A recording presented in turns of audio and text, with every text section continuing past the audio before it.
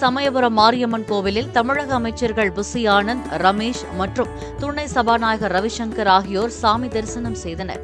அங்கு வருகை தந்த அவர்களுக்கு கோவில் நிர்வாகம் சார்பிலும் அங்கு திரண்டிருந்த தமிழக வெற்றிக் கழக நிர்வாகிகள் மற்றும் தொண்டர்கள் சார்பிலும் சால்வை அணிவித்து சிறப்பான வரவேற்பு அளிக்கப்பட்டது.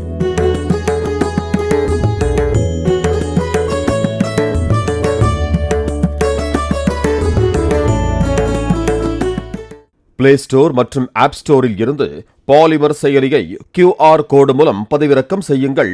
செய்திகளை உடனுக்குடன் பெறுங்கள்.